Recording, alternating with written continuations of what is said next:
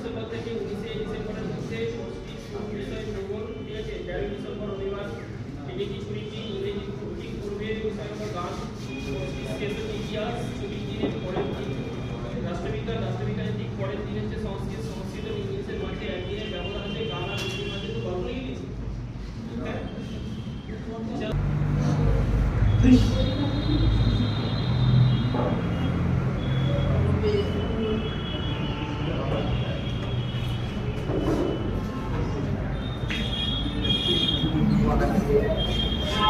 আচ্ছা, এখানে কি বলেছে যে কোর্সটি 12 ডিসেম্বর থেকে 29 ডিসেম্বর, 13 ডিসেম্বর রবিবার।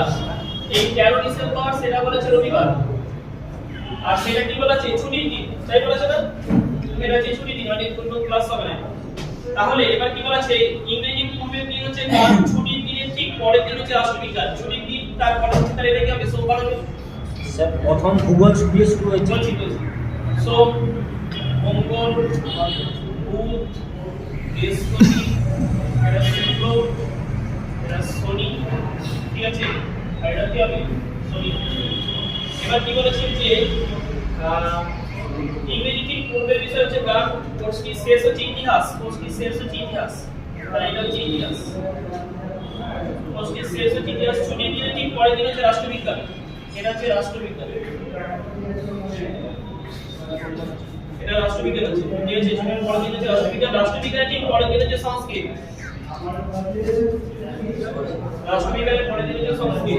সংস্কৃত এবং ইংরেজির মাঝে একদিনের গ্যাপ আছে, সংস্কৃত এবং ইংলিশ, এখানে ইংলিশ থাকতে আছে না, তার মাঝে একদিনের গ্যাপ থাকতে, এখানে ইংলিশ থাকতে আছে, এখানে যদি ইংলিশ থাকে তাহলে যদি গ্যাপ সুন্দর ভাবে আমরা উপর টানতে পারবো, তাহলে একটু নিচে, তাহলে এখানে কি করতে হবে ইংরেজি রাখতে হবে, তার মাঝে একদিনের গ্যাপ আছে, সংস্কৃত এবং ইংরেজির মাঝে একদিনের গ্যাপ আছে। আচ্ছা, ওইখানে কি বলা ছিল ইংরেজি পূর্বে গান, তাহলে এটা কি হবে গান। আচ্ছা, এরপরে কি বলেছে যে ইংরেজি এবং সংস্কৃতের মাঝে একদিনের ব্যবধান, গান এবং হিন্দির মাঝে একদিনের ব্যবধান, গান এবং হিন্দি তার মাঝে, তাহলে এখানে হিন্দি হবে, গান এবং হিন্দি তার মাঝে একদিনের ব্যবধান, তাহলে কে পড়ে নিল ভূগোল, তাহলে এটা হচ্ছে ভূগোল। এবার সাজানো গেছে সব হয়ে গেল, সব এবার যাবো হয়ে গেছে সব।